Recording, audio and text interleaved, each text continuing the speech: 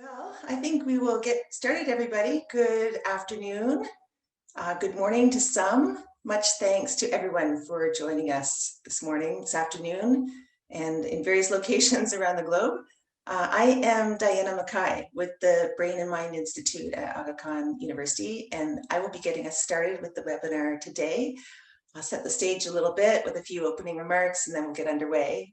I want to remind everybody that the webinar is recorded. And we will be making the webinar available after we've prepared it for distribution on our website. We don't yet have the Brain and Mind Institute websites live yet, but it will be going live very shortly. And I look forward to having you all visit that website. And you'll see the recording for this webinar posted there in due course.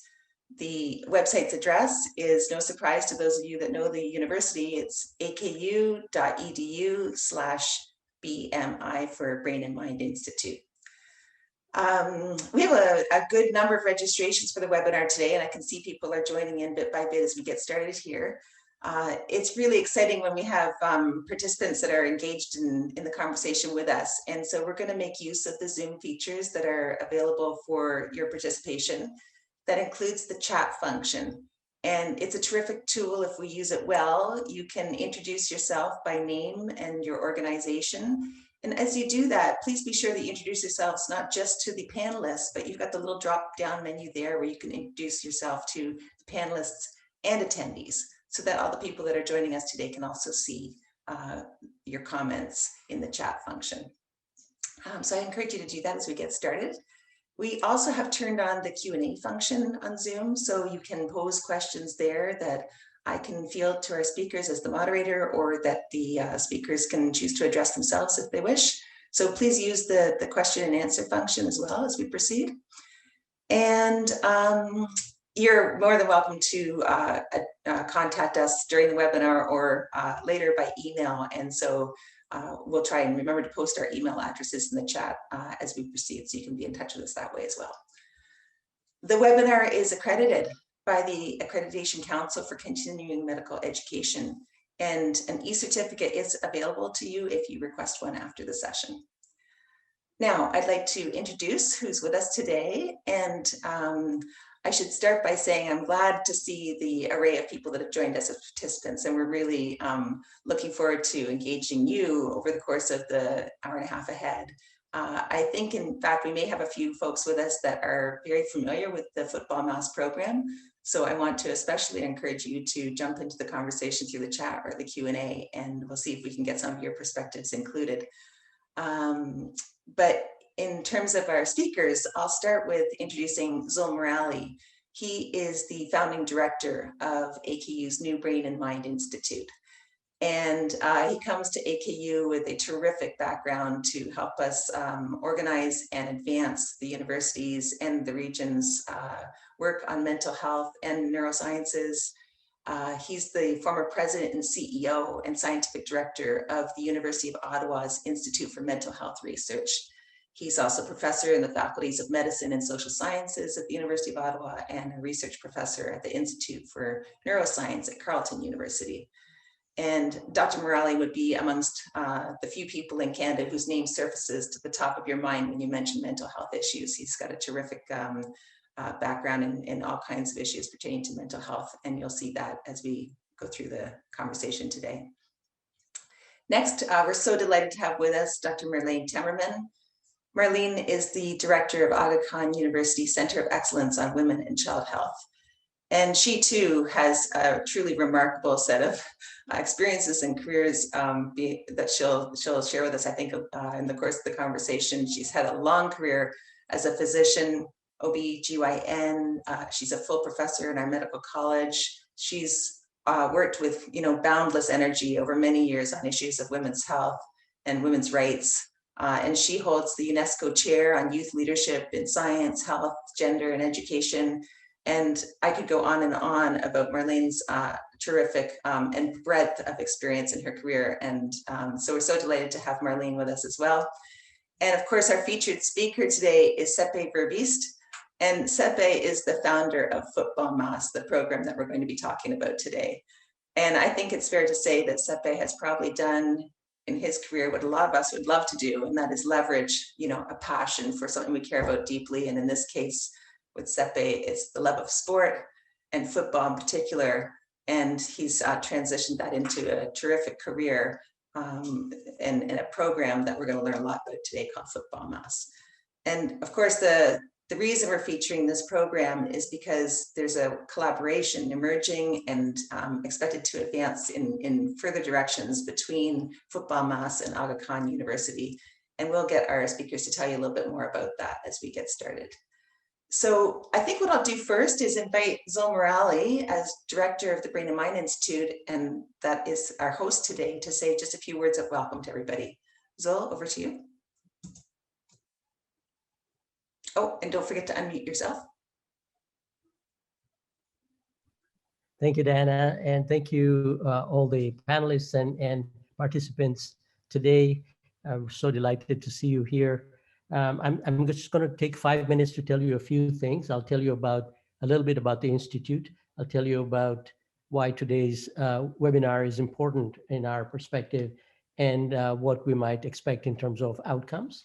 So as you know, mental health carries the largest burden of illness, bar none, right now, according to the World Health Organization. And it's been kind of silent because of stigma and many other issues, but it is now, especially during the COVID era, we're becoming very aware of the impact mental health has on our well-being. And so I'm really proud to say that we're one of the newest institutes being launched by the Aga Khan University, this Brain and Mind Institute. And it, in essence, going to be an exciting partnership between schools or colleges of medicine, schools of nursing, all the centers of excellence that exist at the university, many of the other institutes, as well as many of the departments. So this is going to be a very dynamic platform where we'll all come together when it pertains to mental health and mental well-being. The initial focus of the Institute, as you can see, is going to be on mental health and neuroscience. And then as time goes on, we will add on more components to the framework of the Institute. But within the Institute, I think that we're going to focus on 4 things: education, research, innovation and translation of research into practice, and in partnerships and engagement. So we'll be working in that context with Futbol Masis, today's topic. And the reason why it's important is that in mental health, we're starting to catch up with other illnesses in terms of how we treat many of the mental health conditions. But there's been not much attention, or not as much attention, to the prevention and promotion side of mental illness. And that's what we need to do to prevent people from actually developing severe mental illness down the road.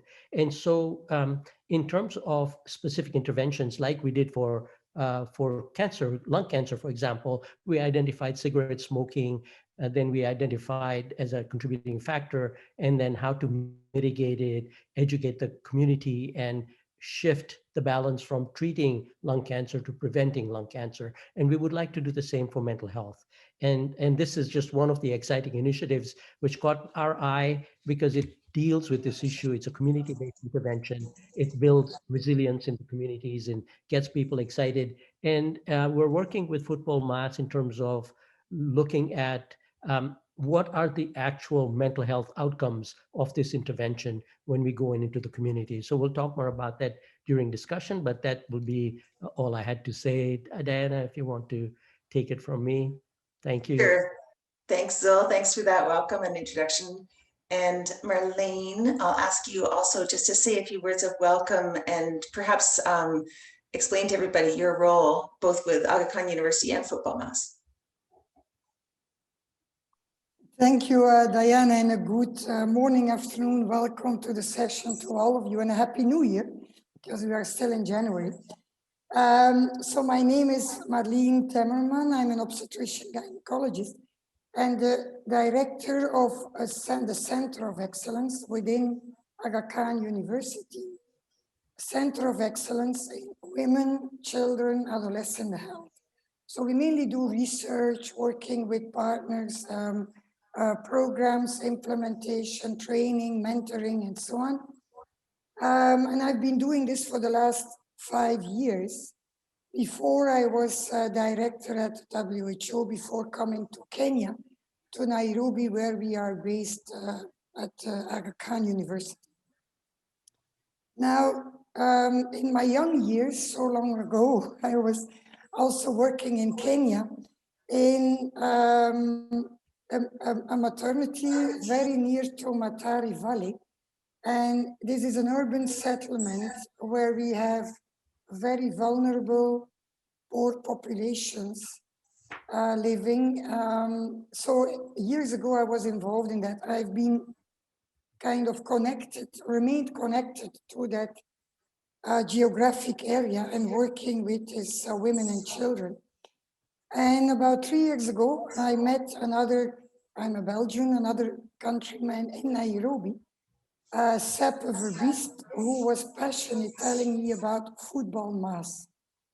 Futbol Masis, he will tell you all about it, but an NGO working in that same area, Matari Valley, Kibera, in the urban settlements, with a program trying, with young people and children who are very vulnerable, and trying through sport, through football, and mas comes from the Spanish more football, to kind of create and leverage resilience, to reduce, to increase life skills in these vulnerable settings. I was very intrigued, passionate about his story. So I went to visit the group, and I was even more impressed by what they are doing in difficult conditions. You will hear and see all about it. And at that time, 2 years ago, they had already over 650 children in their group. They were talking about the impact of the program on the mental health, on violence, on resilience, on life skills. But as a scientist, of course, I was there asking the critical questions. Yes, but how good are the data? And, can you show us? And they came with very good data, but we had a feeling it would be great if we could team up, and we, from an academic point of view, could support the NGO and all the work they are doing to really do the analysis, to help with publications, to help with joint grants writing, so that we can leverage their wonderful work. Seppe invited me then to become a board member of Futbol Masis, and I was very happy and proud to accept this. I've been a board member since 2018, and a board member is, of course, also an advocate. And so we try not only to advocate and to talk about Futbol Masis in Kenya or in Nairobi, but also help the group to expand, to go to other regions, counties in the country and beyond, because what they are doing is really great. I'm very happy, proud to work with them, and happy to be with you here this afternoon to share from my experience and background. And Diana, over to you. Thank you. Okay, thanks, Marlene. Terrific. That's great. And so what we'll do now is we'll ask Seppe to run through a presentation. But before I invite you, Seppe, to start, I just want to acknowledge the fun chat that's going on. And it's really terrific to see, the very individuals sharing their connections with what's happening at the webinar today.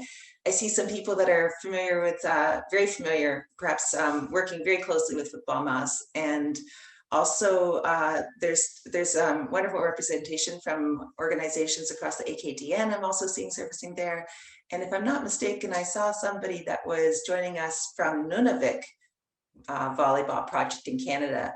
So that's Anna, and I'd love to hear you, Anna, maybe in the chat, speak a little bit more about the work that you're doing in Nunavik and where you see points of connection with what's happening in Nairobi. And, maybe there's a potential for some connections that would be terrific fun for the students involved if we can make that kind of thing happen as a result of the webinar. So I'll keep my eye on that chat there. And in the meantime, Seppe, I will invite you to share a little bit of detail about the program and your presentation, if you would, please. Okay, thank you, Diana. I think, first of all, a bit of a disclaimer that I might here and there take a moment for an annoying cough that is disturbing me when I talk a lot. So bear with me. I don't know, maybe I propose we can start with the introductory video. If Shamsa Sure. is ready, then she can play it and then I'll talk a bit more about Futbol Mas. Sure, great. So Shamsa, if you would you run the video?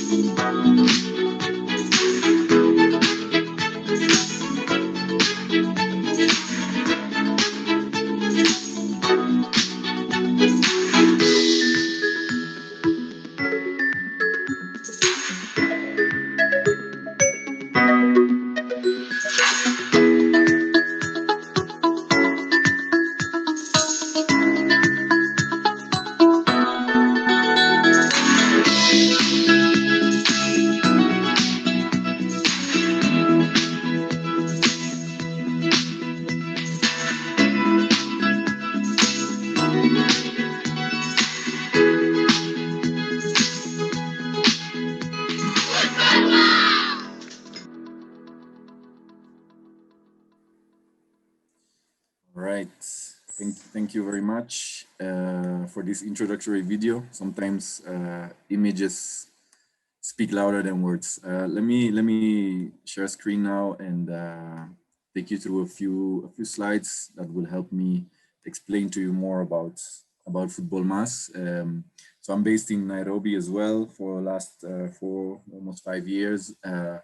This was the first time setting up the program in an African context. It's a Latin American program at the beginning, 13 years ago. And like Marlene explained, Futbol Mas means more than just football. And I think the most important point that I want to make in the beginning is that we are nowhere near a football academy. We are not interested or focused on development of football.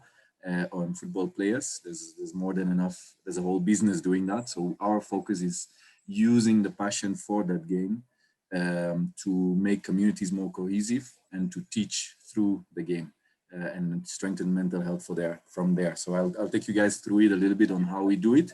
And of course, this came through a big passion in Latin America for football as being the #1 sport. It is globally as well, but maybe in Latin America even a bit more. So that's why Futbol Mas, the name, which we also maintained globally, in the 3 concepts that we really stand for in terms of our vision are happiness, community, and inspiration. And that's what we focus on. In terms of our focus with the sorry, with the mission, it's tailored all on 2 main pillars: the children. So we want to promote the well-being of the children and the youth, and also strengthen the resilience processes of not only the individual, but also the community. And everything, everything through games and sports. Not even always specifically through football games. It can be any physical activity. Sorry. So we are about in 10 countries globally. We are active right now. So it started in Chile, in Latin America, 13 years ago, where we started developing this idea. And now we are in especially a lot of countries in Latin America, but also Kenya and even in Spain and France, working with refugees and migrants as well. What I want to say also about, sorry, about our methodology is that it's very flexible. It's very community-based, so we don't make it too heavy, both in terms of budget and in terms of activity, heavy implementations with a lot of requirements, because we want it to be community-owned. And as such, we have developed a methodology, I'll tell you a bit more about it now, that can be implemented in different setups. So it's all started focusing on disadvantaged communities where people are exposed to risks, are growing up with less opportunities, and that the same goes for their mental health and their well-being as well. But we also work with schools directly. We work in post-natural disasters, humanitarian conflicts. We work with the football industry in some cases. We also work with other professionals who work with children and communities to train them in our methodology. And as such, our focus is on a few specific SDGs, Sustainable Development Goals, these 8 that you see on on the screen. Most importantly, number 3, about health and well-being, but also quality education and sustainable and safer communities and cities. In fact, we've been recognized a few times for that. I would especially highlight the Beyond Sports Award and the FIFA Diversity Award, who have recognized our methodology for its contribution to the use of sport for good. In the case of FIFA, it was the use of football for good. And so a central concept to the Futbol Masis methodology is the approach. We approach a person and a community from a positive perspective. So there's a lot of theory around resilience and positive psychology behind our methodology. The picture you see here is one of our coaches holding up the green card.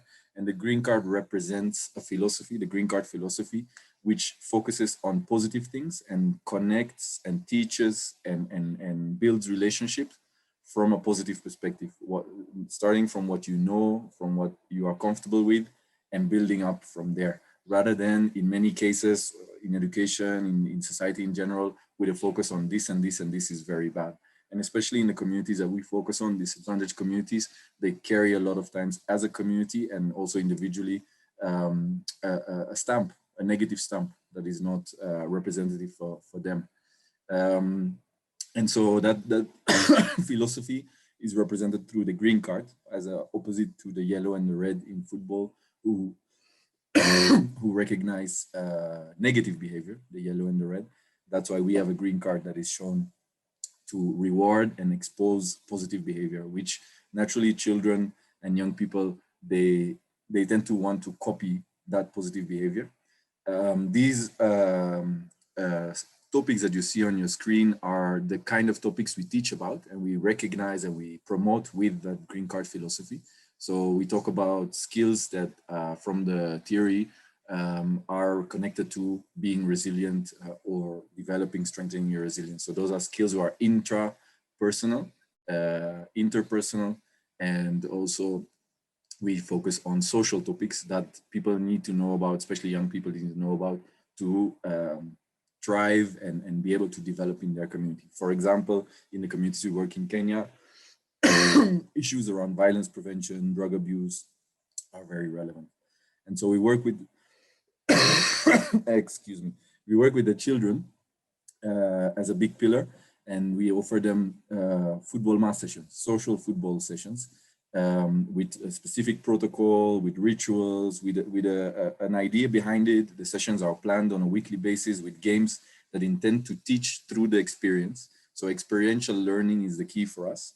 And as such, we create a space for the children to feel confident, feel free to express themselves, to basically strengthen their well-being.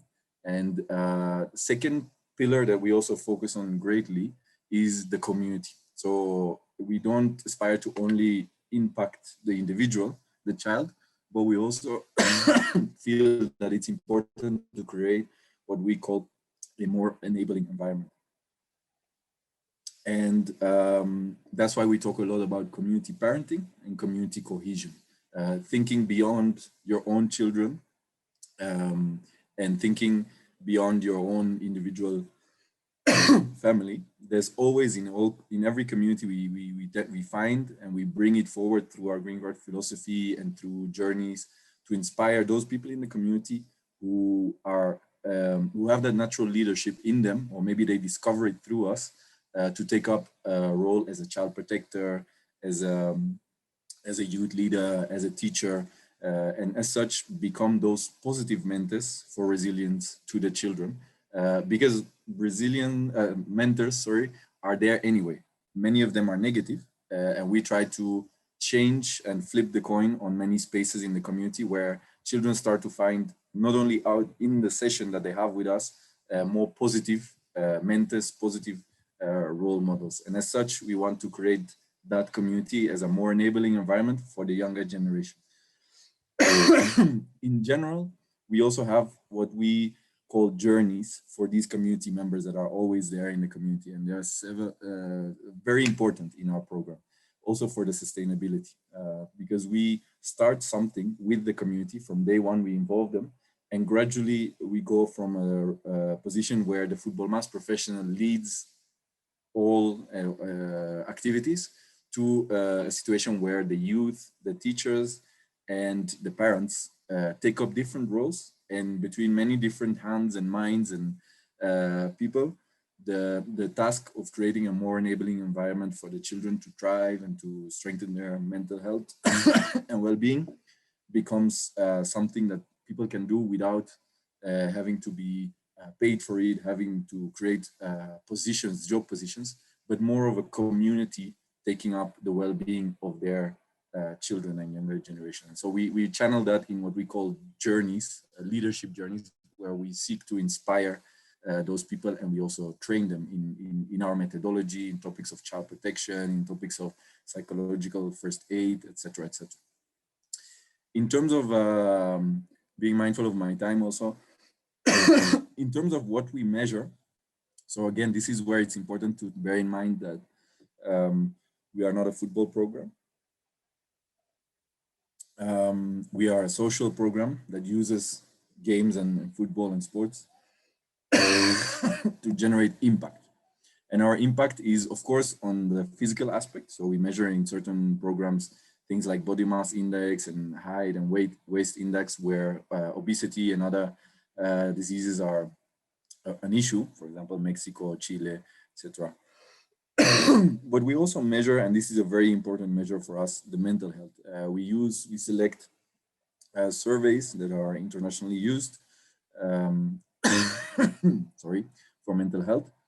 For example, strengths and difficulties questionnaire, it's openly available, but there are also others around conflict resolution and well-being that we do pre-post. We ask them, the children, the participants, before they start a program and after.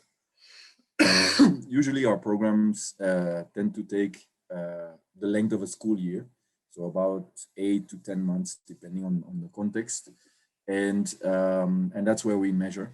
This is what you see on the screen is an example from a program in Morelos, Mexico, where you see that a lot of children, the children that were in a normal range, according to the strengths and difficulties questionnaire that measures mental health, went from 67 to 87. So 20% more children after the program were giving responses that indicate a better well-being, better mental health.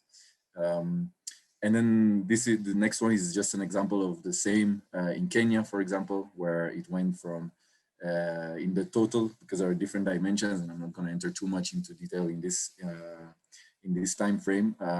But in Kenya also it went from 74 to 84, for example. This is 2019. And also the number of children in an abnormal range, which means these are children who are at risk in terms of mental health and that need attention, which we call targeted cases that get an individual follow-up from our professionals. That also reduces with time. So that's a very brief overview of Futbol Mas, and I would like to take maybe a few more minutes to explain you guys how we adapted to COVID, because I think our lives changed, and as Futbol Mas, we also, to remain relevant and to be present for our communities, we had to reinvent ourselves with something that we baptized My Home, My Playground. we implemented it in many different contexts and in countries, especially with UN partners, UNHCR and UNICEF. And so the focus of this program was using what we do usually of impacting mental health and community cohesion to the home. And in a situation where children, for example, in Kenya, since March all the way until now in January, children were at home. There was no school. And this happened in many countries around the world. So there was a lot of more pressure on households, on parents. This was social, economical, of course, the health, taking care of the health, learning about prevention of COVID itself. And so we focused on, through this program, facilitate strategies for self-care and personal hygiene, also to promote that the children and the families stay active, and to focus on family cohesion rather than now the broader concept of community cohesion. And we developed products for that. So we changed from on-field sessions. You can see more of what we do on our YouTube channel, for example. You can visually see how a session in the field happens, and you can visually see the kind of content we produced in 2020 to reach the households. We did infographics that were for the whole family. We did green card challenges, which were creative challenges where children with equipment that they find around the house, for example, create their own ball, their own green card, etc. And then there were also sessions where actors would take the children through games that would teach, just the same way we do on the field, but now they would watch it on a smartphone and do the activity at home to stay active and learn through the game. You see some examples here on the left, infographic, and then a screenshot of some of the videos. And then for those families, which we found majority had a smartphone in the families, in those disadvantaged communities, for example, in Kenya. And those families who did not have a smartphone, they received a A4 black and white alternative to do it at home. Maybe just as an example, in Kenya, for example, we reached more children that way than we would reach on field directly. In 2019, for example, we reached more than 9,000 children. This was across Madara and Kibera, like Marlene mentioned, but also in refugee communities in Nairobi, in Kakuma and Dadaab, which are big refugee camps in Kenya. All of these thanks to a partnership with UNHCR. And when we evaluated more of an in-house evaluation of the impact of the content, we found that 88% of households of children had participated actively in the program. So the majority was active in the program. A lot of parents declared also to join their children in the challenges, in the games. So it created also a moment within this pandemic where the family would connect between parents, older siblings, younger siblings, and parents would also declare, when we did the evaluations at the end of last year, that their children would be more organized and more autonomous in organizing themselves and taking up tasks at home as well as studying, which was a big focus of that program too. How can we keep children engaged? How can we keep children organized so that at home they still study and they don't get a big delay and a setback in terms of their education, as well as being exposed to a lot of risks around the community, which were in many communities, as well as here in Nairobi, heightened. There was a lot more exposure to negative things. So that was also a very important thing for us throughout 2020. So that's how we reinvented ourselves. And now we are, in the course of last year, second half of last year, we started also coming up with adapted protocols since COVID was not going anywhere. So now we are back to the field, but with adapted protocols. We changed the kind of games. We changed some of the hygiene protocols around the sessions to be able to have a different kind of on-field session, but still have that on-field session. Now that children are back to school, children are need attention and need positive influences, positive role models, positive mentors, and positive spaces to develop themselves and strengthen their well-being. So we are happy to be back to the field now, and happy to have also found a way to, even if COVID is still around, have a different way of still engaging in the field and directly in person. So I'll leave it there for now. And I'll give it back to Diane. Okay, thank you, Seppe. You know, it's a remarkable story before you get to the COVID part of it. You know, before you get to the COVID part of the story, it's such a terrific. I mean, this is why we wanted to showcase this program. It's a wonderful example of you know, community building and taking care of people and the love of the sport too. But then when you describe now for us what you've been through over the past year and some of the results of that, it becomes an even more remarkable story. And it's easy to forget about all the different kinds of organizations that have been going through their own journey over the past few months. And yours is when I look forward to getting into a little bit more in the discussion about how you've managed and how some of the results might be, you know, potentially even accelerated and advanced, and you know, the fact that you've had more participants involved is remarkable in and of itself. Yeah. But Marlene, maybe, yeah, Diana, sorry to interrupt. I don't want to forget to mention that also one of the teachers that we work with is also joining is a part of the participants, so she can also share from her experience working, being a role model for kids in Madare, how have the kids in her school experienced and herself and her teachers the program. So I also invite teacher Judy to share with us later, and I can also explain a bit more about the Aga Khan partnership, which for us is very important because we want to create more robust and external evidence of the impact of our program. So happy to also expand more on that later. But yeah, that's Valentina you're referring to, I think, right? No, Judy, teacher Judy. She's connected through one of our colleagues called Shirley.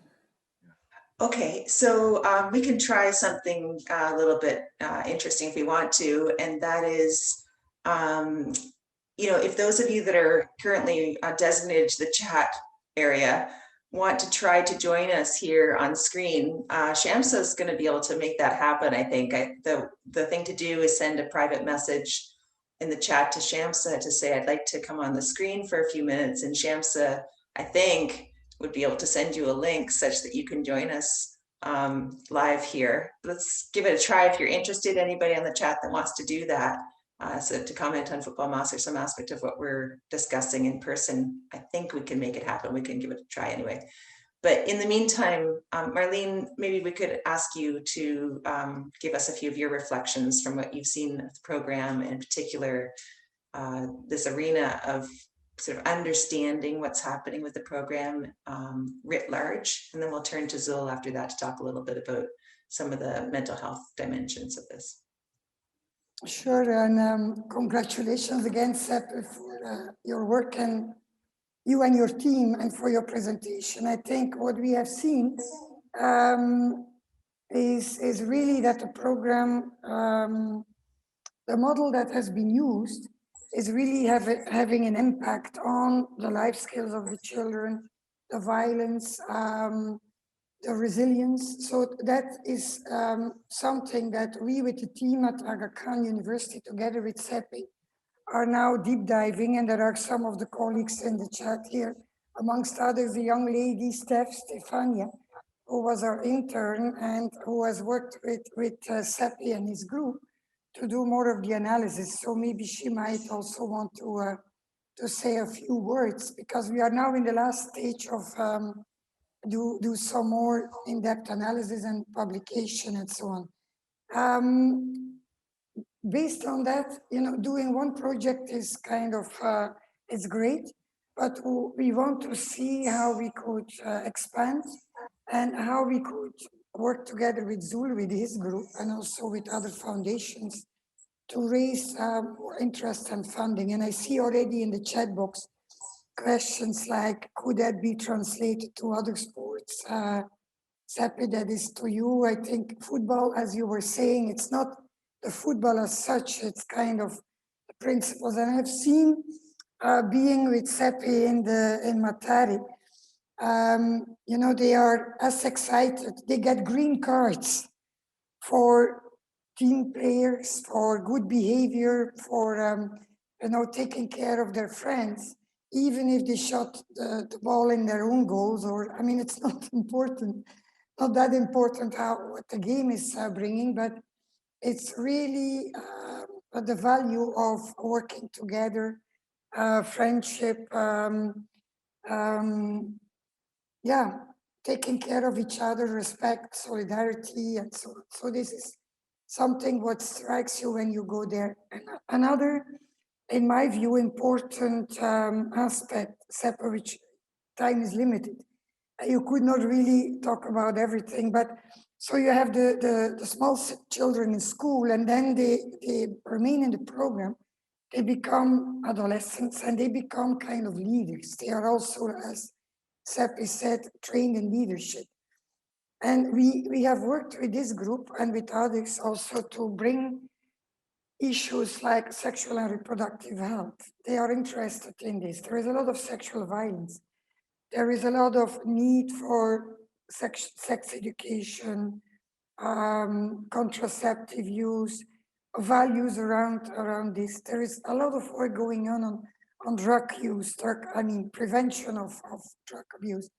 So there are so many programs, and I think our task as an academic group is really to work with the NGOs to strengthen where we can, to be their advocates, but also to work with them so that their work is not only ending. Websites and reports are great, but it's also leveraged through a scientific, rigorous approach, and to validate the findings, examine them, and take that forward to leverage other programs. Maybe later or now, I don't know whether Steph can come in, maybe later in the session to say a few words on that aspect. Thank you. Seppe, did you want to comment on anything there before I turn to Zul? Well, I see there's a lot of questions, so Yes. but maybe we can Zul Okay, first, and then I can one by one pick on the questions. All right, so Zul, I promised you a word here too. You're next.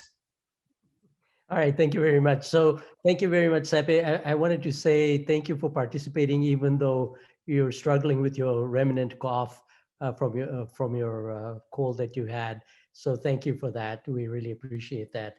I think it's a very exciting partnership, and I see a lot of questions coming up about the linkage with the Aga Khan University. And as Marlene said, what we're trying to do is to support NGOs with some of the good work that's ongoing. And really, I think that the model that we like to espouse is of partnerships. How can we work together to leverage others' activity? And with the Futbol Masis, with Seppe, what it really excites me is that we have the opportunity now.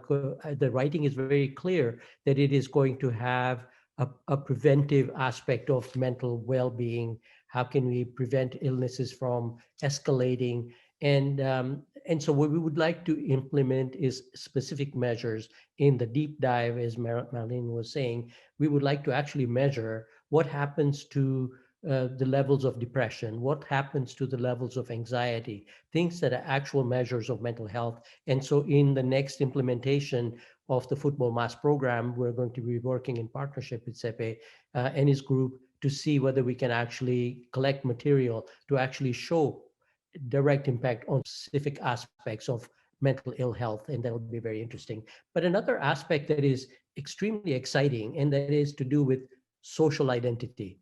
I think through programs like this, you foster and culture social identity, which is now coming out to be a very key determinant in well-being in the communities, because we grapple with social identity all the time between the groups, between the communities, between countries.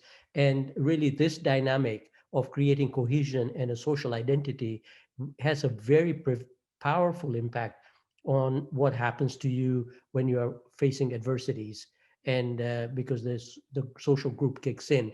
it is not too often that young people want to necessarily go to teachers with their problems. They are much more comfortable talking to their siblings or talking to their immediate cohorts, which is what this program really promotes, and to kind of build this connection.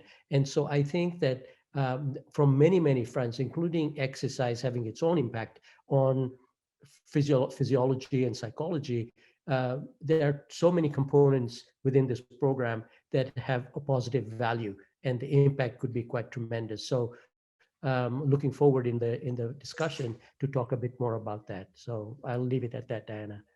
Okay, thanks, Zul. All right, so Seppe, I think there's a lot of questions that we want to get into around, understanding fully the range of activities that the relationship can pursue here. And Marlene and Zul and Seppe, all of us, we want to talk a little bit about where we're going to go with this. But I'm also very cognizant there's a lot of fun questions in both the question box, the Q&A boxes, and the chat. So Seppe, I think it's only fair that I give you a little bit of time here to run your eyes over those questions. The questions from Murad Khan, I should say, are from a colleague of ours at the university who's I'm not sure if you're familiar with Dr. Murad Khan, but he's a specialist in psychiatrist and long career at Aga Khan University working on issues like this, in particular suicide prevention. So I think he's got in his mind what's transferable across into other communities, and you've got a lot of experience with transferability as well in all the countries you've worked in.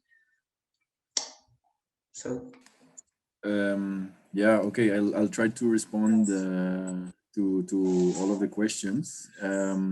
I think in general, what we are excited about with the partnership with Aga Khan University is an opportunity to do something with our data. So not only in Kenya, but in general, we have a culture and a habit of collecting data, analyzing it in-house with our M&E colleagues.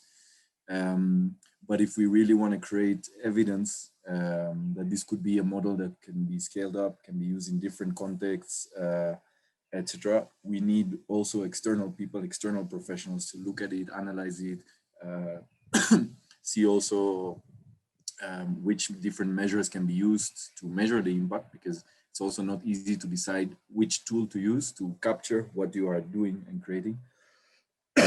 So that's why this partnership is so important to us. I saw a question around how much time do children spend in the program per week. That's at least 90 minutes. Depending on the program, it's 90 minutes to 180 minutes a week. And so we take every afternoon from Monday to Friday, there are sessions that we take the children in groups, 30 to 50, in some cases it's more children through the planned sessions. And for us, it's very important to, when we think about mental health and well-being, not only think about response and services, which are very important and that we want to connect also our groups and our communities with, but also think about prevention. How can we create spaces for young people, children and young people, that are more conducive, more enabling, more positive to strengthen their mental health, to prevent any issues, or to prevent letting into peer pressure that might be negative towards their health in general and mental health in specific. So that's why that focus on prevention through something that is low profile, that is attractive, that is non-competitive is very important to us. I think there were around questions about dropout, etc. Excuse me. And so what is important for us is to define how to work with the communities. So for example, in Kenya, we work with the schools. And teacher Judy, who's on the call, can explain a bit more, which gives us a strong partnership in the community. Teachers who spend a lot of time with the children and our program. So we connect with the children through the school.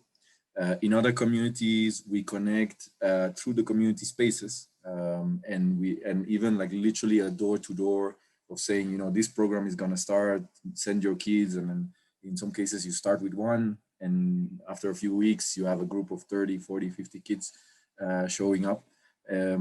So it depends really on how. I would say children would stay in the program. We always focus on a year basis so that we put in our best and the connection with the children on a yearly basis, because there is some turnaround after a year. But there are children who go through Futbol Mas for years. Here we are in our 5th year in Futbol Mas, and there are children who were here in the very first program in Kenya, for example. So that really depends. And then the community members, they remain, a lot of them. So especially the parents, the teachers are consistent in the lives of the children. And a big element for us also to connect with the community is that consistency and trust. So from day one, we, as a program, and that makes us different from a lot of other programs, we are there every day in the community. So, and when we say we come back tomorrow or we come back next week, we come back, and people in the beginning are doubtful. I'm sure like Teacher Judy or one of the other people can testify that in the beginning they're doubtful because of other experiences.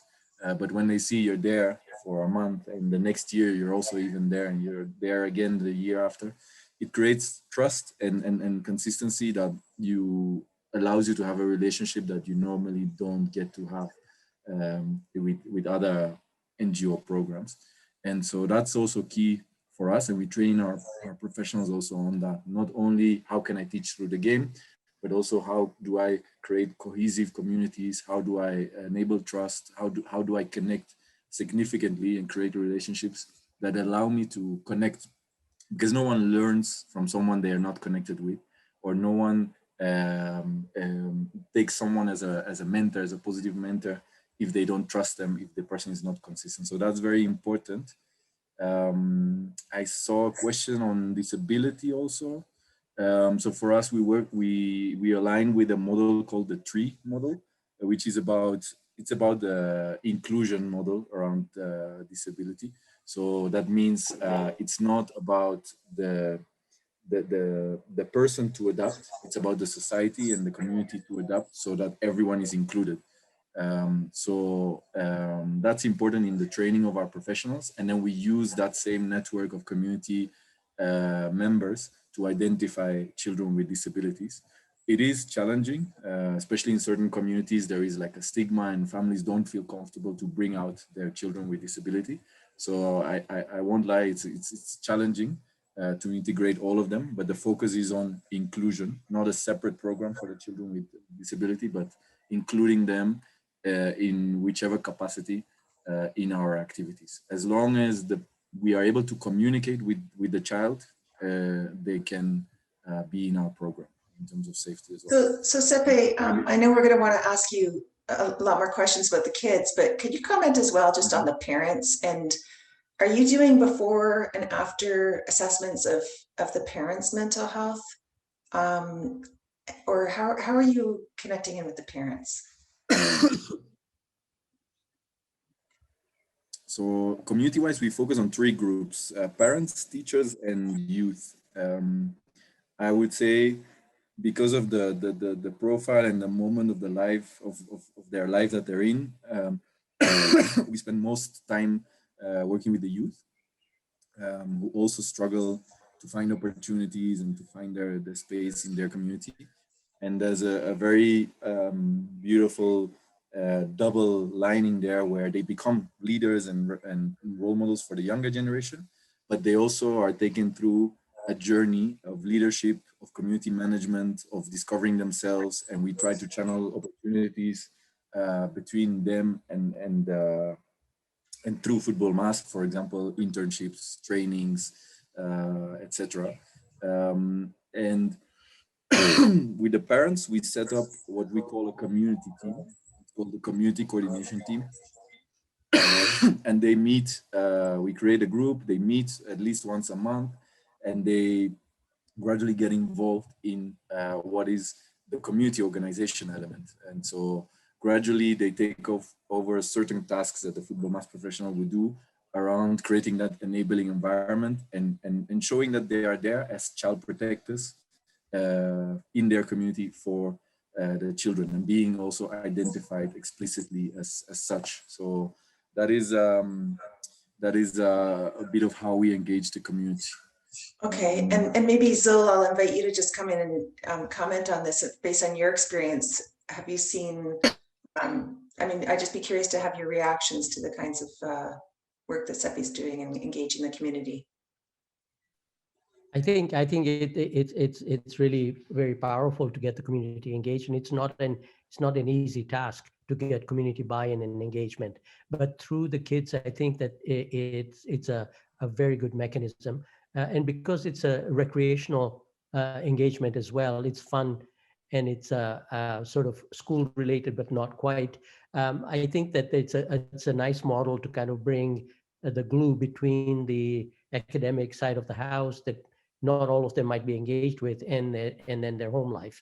So I think that, again, I think for me, what resonates quite a bit is this social identity creation model. There are programs organized in Australia by a guy called Dr. Haslam, who has been looking exactly at this social identity aspect, because it's turning out to be one of the major determinants of mental well-being. And I think that both in terms of leadership building and in terms of making sure that the kids and the parents are all benefiting, this community building through this social identity side, I think is quite exciting to me to see as one of the aspects of values, impacts of the program. So are there any other similar programs that you're aware of that you think we should just mention that you've seen around the world that are doing similar kinds of work as Futbol Masis is doing? It's not exactly that, but there are other interventions. As I was mentioning, there's a program in Australia. I'm forgetting the name, something for health, interventions for health. And that kind of tries to get community engaged, but not through the sport portal. They use other means to kind of try to achieve the same intervention. And that type of an approach is also starting to be implemented in First Nations communities in Canada. So there is this growing momentum about how can we really promote that side of an area that has been a bit neglected. Yeah, okay. I'll come back to you in a little bit to ask you some thoughts about where you see the Brain and Mind Institute being able to sort of add on to what's happening with Futbol Masis. But Seppe, back to you. I think I'd invite you to take a look at some of the questions, and you know, the one that seems to, I guess there's a voting system here that raises the ones that get the most votes to the top of the list. But this question here, have you experienced any resistance to your program in sites where it's being implemented? Yeah, so, and as I answer, also inviting Shirley and Bruna who are on the call to share. That way I also spare my voice a little bit from their experience. They're participants in the program. But yeah, to answer that question first, so it was about resistance, no?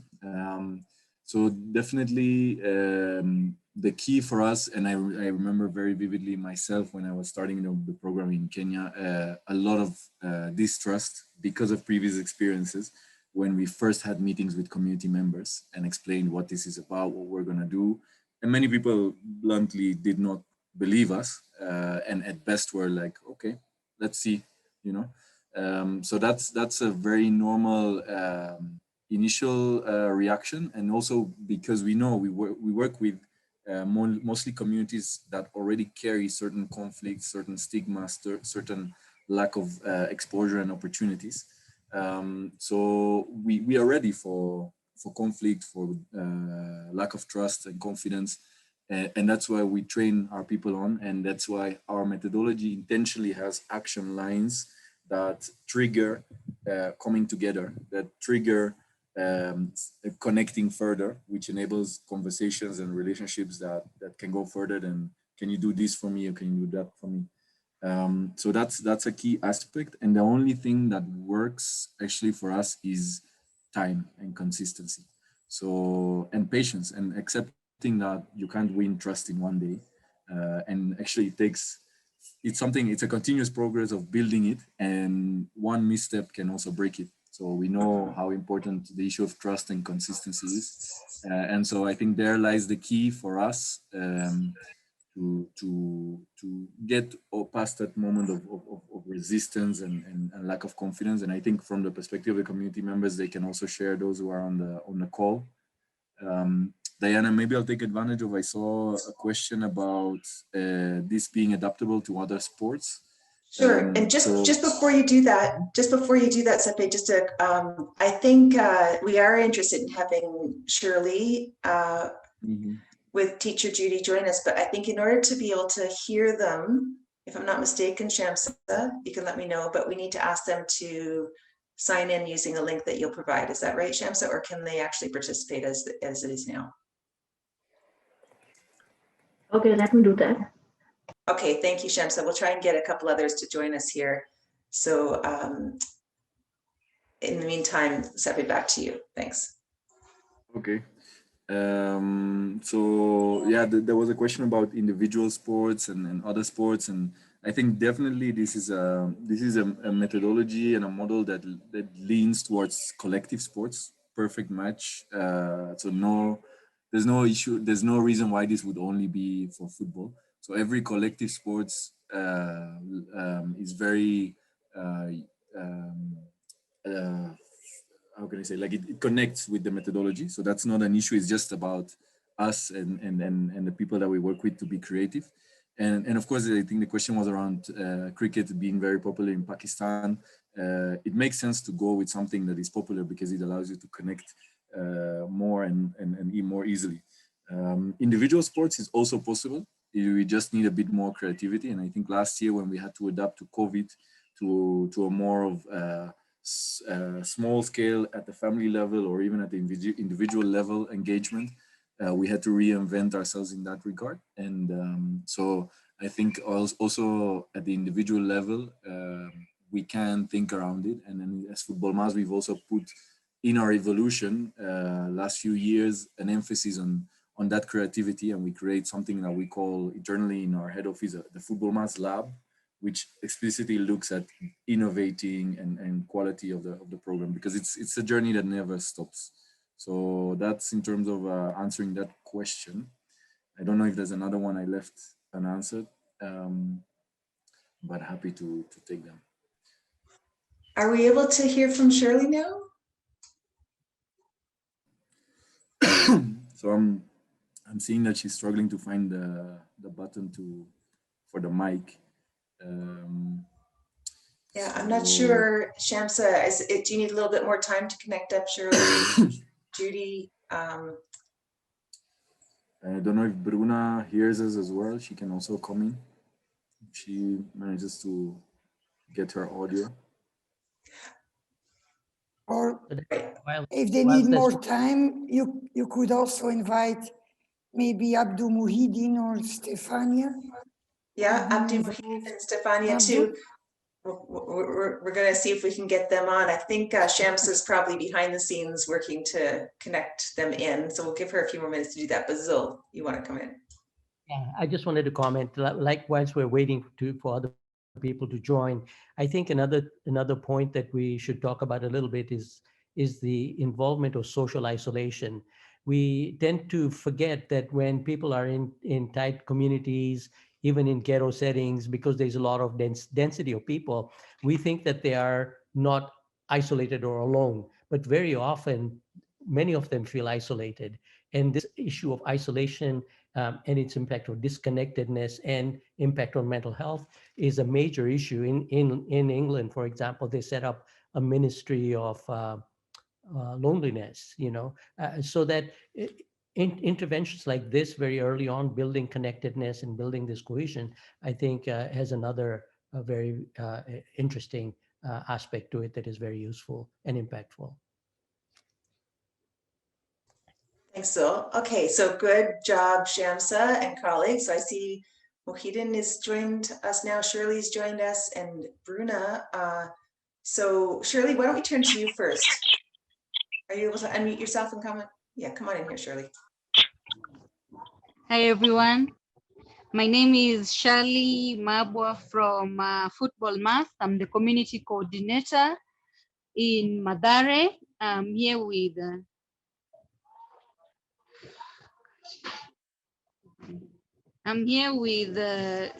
Teacher Judy.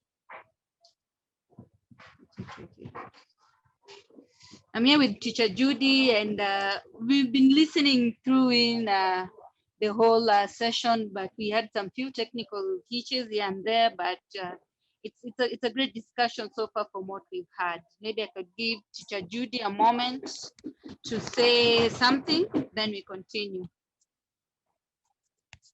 Hi everyone, my name is Teacher Judy Odero. I'm the head teacher of Destiny Junior Education Center. We started Futbol Masis long time ago. So we really appreciate the fact that they've been working with us in Mathare. Our children are very impacted about what they do in the field. They're bringing the ideas in classroom. Our parents are very happy about Futbol Masis because it has really changed the old child. We are trying to change them in classroom, but when they also go out to the field, they've had a lot of experience through teamwork, sharing, cooperation, and also correcting mistakes without fighting.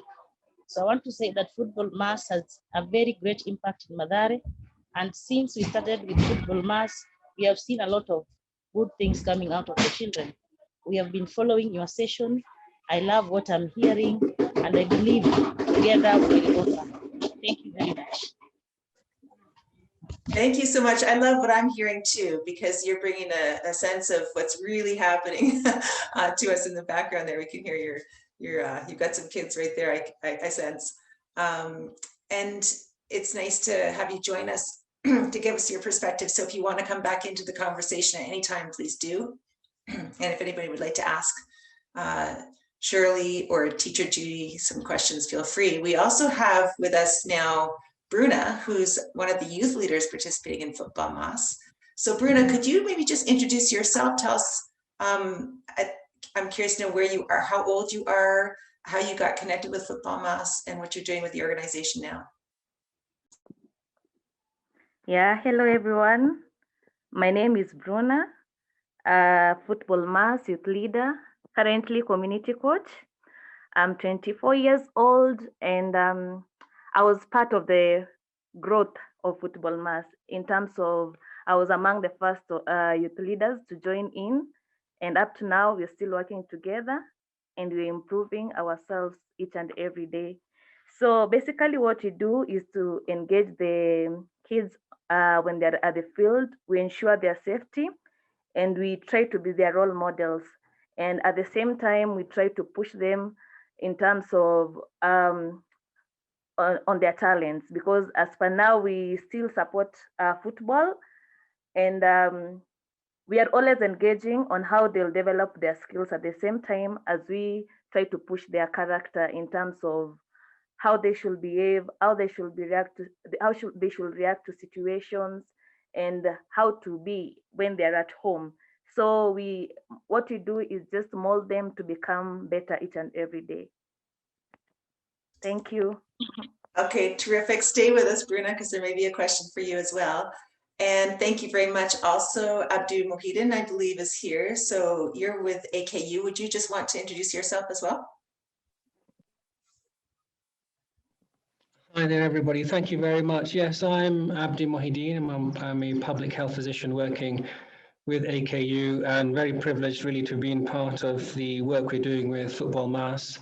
Really, the main point I wanted to make is it's a program that is embedded in the community, seems to have very good relationships, and also intriguing aspects of its methodology, including the green card philosophy, which is something we'd like to explore in more depth to see how it works and why it works so well. So thank you very much. Yeah, I'm intrigued by the green card as well, Seppe, and curious to know if you've had any requests for it to be implemented in workplaces.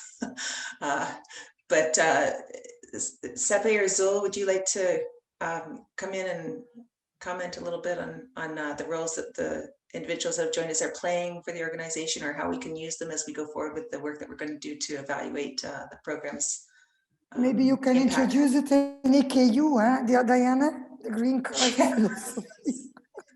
I think it's such a simple idea, and it's such a winning idea, and positive reinforcement is useful in every setting, including probably on webinars. So if I had a green card right now, Marlene, I would give one to you for bringing up this topic. Seppe no doubt has one within reach. Okay.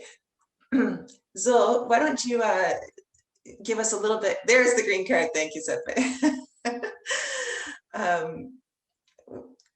Use your imagination for a moment, Zul. Where can you see all this going over the next 2, 3, 4 years as we get the Brain and Mind Institute up and running?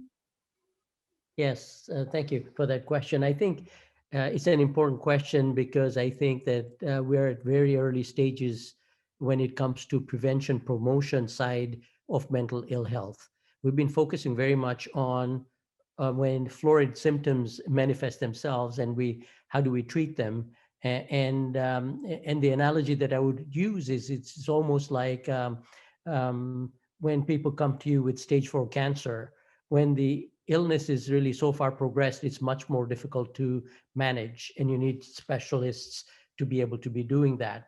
But I think where the future strength is how do we stem the flow? How do we provide people very early on with the interventions and tools and resilience building so that they would better be able to cope with the stressors of life and not end up having mental ill health or mental illness like depression and anxiety and suicidal ideation. So if we can intervene early, I think that would impact many more people and stem the flow. And I think that so prevention is very important. And how do we prevent mental ill health is a growing area, but really a lot needs to go into it. We're at very early stages. We are much more developed when you talk about cardiovascular illnesses and other things where we have prevention measures well charted out, but not for mental illness. And so that's why we're very excited in partnering with Futbol Masis, because we will actually start dissecting out some of the key attributes of the program on specific aspects of mental ill health, now doing a bit of a deep dive. So in that spirit, we're going to invite all of you to stay with the Brain and Mind Institute as we go forward. And we've got emerging ideas about how we can engage all of you in the work that we're doing.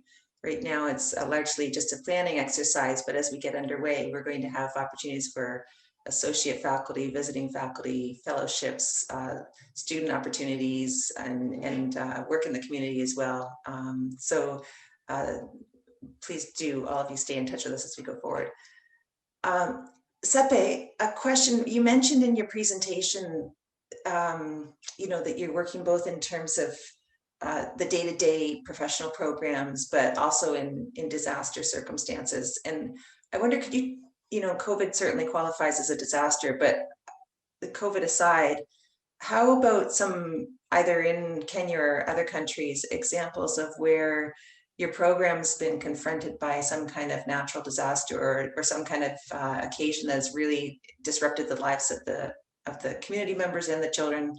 And how have you managed to go through those difficult days?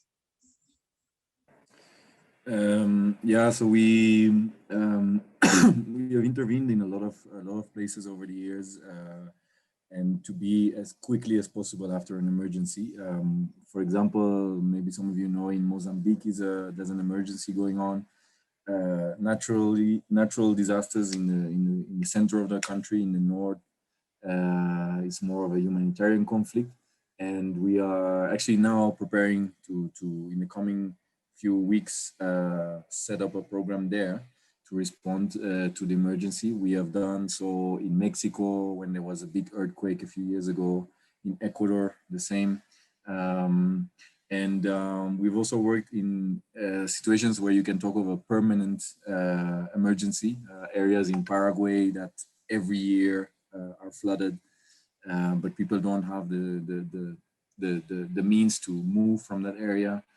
Or if you're talking about, for example, refugee centers in France, where people are in a constant uncertainty and stress and emergency, basically. So we have many different applications of that model of emergency, but definitely the key is speed, being there as early as possible, and being there, again, the same elements of creating trust, being there every day, engaging in a different way with the parents and with the children.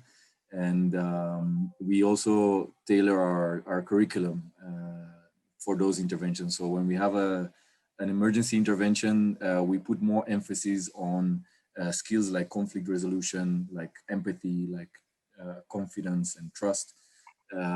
We build on that much more than in the regular program where we go a bit broader. And yeah, that's how we do in emergencies. Yeah. I might have missed it in the course of the looking at the, trying to keep track of everything, but did you comment already on, have you got an alumni group or Futbol Masis kind of graduates that are convening regularly on social media, on Facebook pages, or in literally, alumni gatherings here and there over the years? Locally, I would say. You mean of participants, right? Or yeah, participants.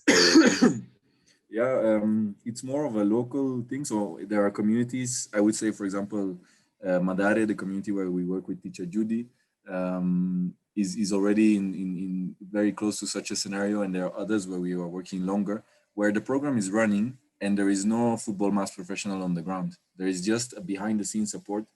And already in Madare, you will find youth leaders like Bruna leading sessions, teachers helping in organizing the participation of the children, the attendance, etc., etc., and the parents team, the community coordination team. So that's a situation that happens, and that's that network exists, but it's I would say like it's local, So it's very difficult for someone from Madare to connect with someone in Morelos in Mexico or in Guayaquil in Ecuador. So it's mostly like connecting with the communities around where they work, and keeping the program alive with minimal resources. And that's intentional, because if you create a lot of conditions to be able to have your activity, it becomes too difficult for a community to bring it together. So that's why we also work around. Well, let's talk a little bit about resources then, though, because first of all, if there's a place where you can buy the t-shirt, I don't know how much you sell your t-shirts for, but you should probably jack up the price for people like me, and I'll buy a number of them. So if you have an e-commerce website, let me know, put it in the chat. But more seriously, so I see we'll bring you into this conversation, because I want to talk a little bit about, where are the more significant financial needs of an organization like yours, and Marlene, as a member, as you look to your responsibilities around fundraising and so on, what do you see as the most urgent needs for resources? Where are you looking? And so I'm not sure this is what you want to comment on, so maybe I'll ask Marlene first to just speak to the resource development issue. Sure. Seppe and Futbol Masis, they have their own mechanisms, because there is Futbol Masis Kenya, but also, as you know, Latin America, and working with UNICEF and others. And there is a lot of fundraising going on. I think he can address that. What we have been looking at together is fundraising for knocking at the doors of some organizations like Templeton and others who would like to kind of fund the program, but also the research component. So we work together. We are in the process now of preparing a grant for a competitive call. And that's what we do. Then there is a little bit philanthropy here and there, but I'm not sure that has already raised a lot of funding. Over to Seppe for the fundraising mechanism that they are having. But we from AKU, we try to work together and to look where is the philanthropy that we could address together, and where are the like in the science and in the research world, where can we submit grants? Thank you. Yeah, Seppe? yeah, just to follow up a little bit, in general, for not-for-profits, it's not easy to find enough resources always because of the nature of being a not-for-profit. But definitely we do carry an extra handicap, you can say, being an organization from the South, from Latin America. We don't have those networks in where many decisions around funding are taken, which is the Western world. So that's something that plays towards our disadvantage as compared to our advantage of being very community based and very accepted at the community level. So it balances out a little bit. And that's why we believe in the power of partnership, you know, and different kind of partnerships. So a partnership with an institution like Aga Khan is to create more evidence and a broader network to be able to share our message and our impact and about the data that we collect. In Latin American culture, Latin American countries, we managed to tap into a culture of corporate social responsibility. So there are several corporates who from their CSR partner with Futbol Masis. And as Marlene also mentioned, in some cases, the UN system, especially the agencies involved with children like UNHCR and UNICEF, partner with Futbol Masis, especially I would say in emergency response programs. They like to engage us because of the speed with which we can be on the ground and the impact that we can bring and also measure. So yeah, and we are exploring, as you say, e-commerce, those things. I think we are at a stage where we need to explore diversity in terms of the kind of partnerships and sources of income. That's what I can say, I think, at the moment. Terrific, terrific. Okay, Zul, you wanted to come in.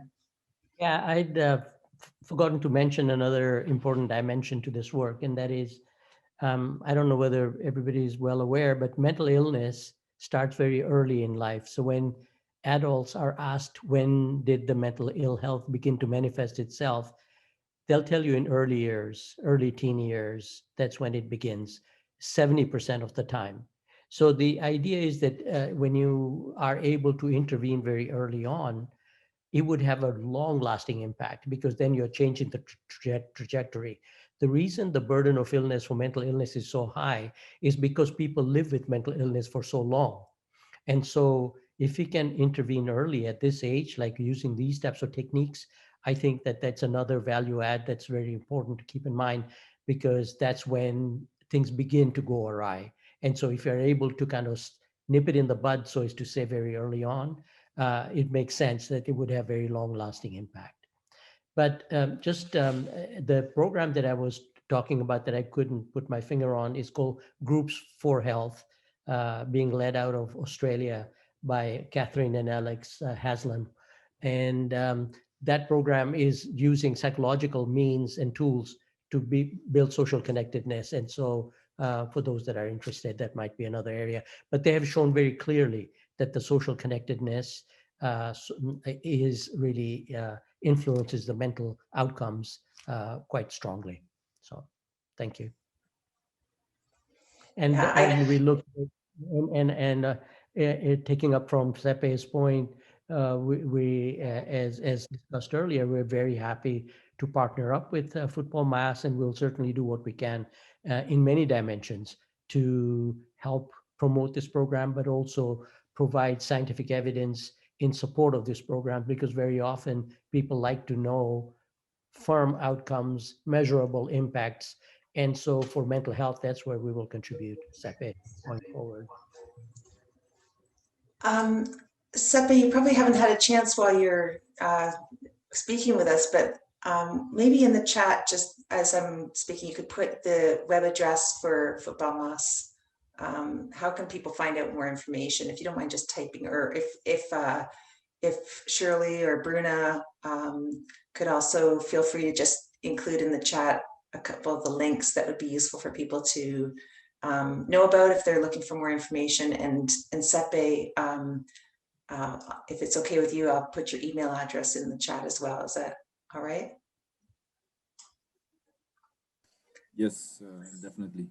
I'm not sure if I answered all of the questions though. Yeah, I'll give you a so- chance to look at them again for a second, just because we're running Yeah. low on time. So there's about 5 minutes left. So if you glance your eyes over the remaining questions, I'll give you a few minutes here to comment on them.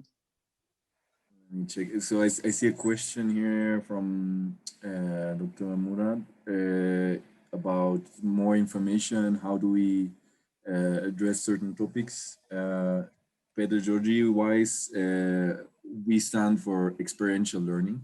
So the combination of learning through an experience, mostly a game in Futbol Mas, and on the other hand, the positive reinforcements, which is represented by this green card, is key in terms of our pedagogy. And another element there is the creation of the relationship and the identity. So we also make sure that whatever space we create, is it with the young people, the teachers, the parents, or the children, we create a space with rituals, with identity, a space that is consistent, a space where they find someone that they can trust, a Futbol Mas professional.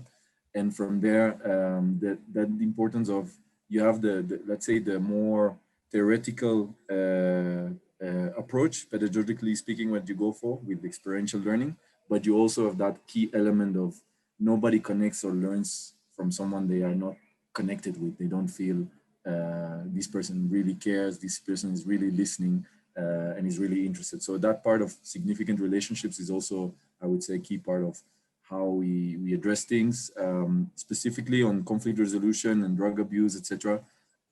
Through the game for us is important. So we usually, what we do, we create a game, and that's why we also need the professional skills and creative in terms of how can I create an experience that is gamified, that is fun, that then sparks conversations. So usually the game is what takes up most of the time. We kind of have a rule of 80% versus 20, where there's a game, and then you can engage the participants. Like, why did this happen in the game? Or what did you learn from this or this? And so there's a short conversation that accompanies also the game.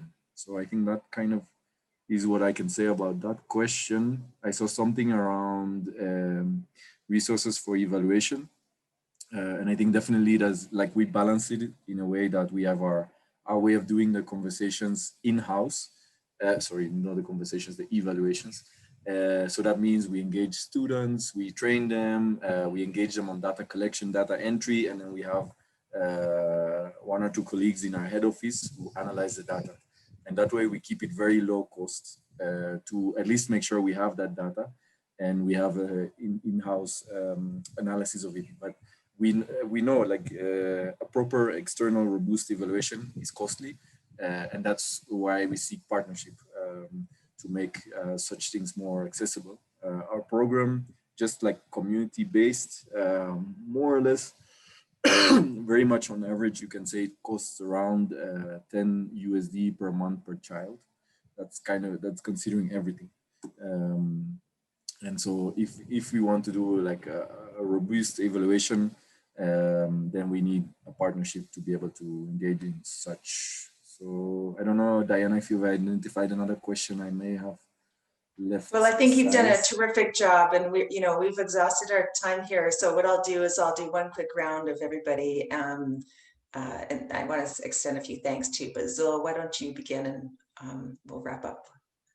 Yeah, well, yeah, so not much time, but really very interesting. It's only the start of the dialogue about prevention, promotion of mental well-being. And thank you all for participating, panelists and participants. Really look forward to more and more engaging topics. And please feel free to send us any ideas that you have about topics that you would like to see covered in our webinar series. We'd be more than happy to entertain your requests if we can fulfill them. But I just wanted to say a special thank you to Seppe for participating, even though he's struggling with his health right now. So thank you, Seppe. And Marlene, thank you as well. And thank you, Diana, for hosting this. Marlene, over to you. Quickly, thanks to everyone, and congratulations to Futbol Mas. And today the emphasis was on kind of mental health, which is great. But I think we should not work in silos, because mental health is one of the components of health. There is the sexual reproductive health, so as Zul was saying, it's actually primary health, community health, and we have to put an emphasis on some of the aspects, but let's not forget the comprehensive approach. And I think that's what one of the strengths is of Futbol Masis. Great session, great meeting, and I'm looking forward for the next part. Thanks. Yeah, thank you. I'd also like to say thanks. We've had a lot of people join us for an hour and a half. It's a big commitment of your time, and I've really enjoyed the energy in the dialogue in the chat and the Q&A. We'll be able to save all that and follow up on some of it, I'm sure. It's these kinds of occasions that bring us together in a strange kind of way, isn't it? These Zoom sessions have become part of our lives, and I think that without them, we wouldn't be making a lot of the connections that we're making in these times. So just, things are changing. We're going to be all back together again soon, I'm sure, and maybe we can have a play session where we find cohesion in this new group of us on a field somewhere. But in the meantime, we'll take advantage of your tips, Seppe, for doing some things at a distance.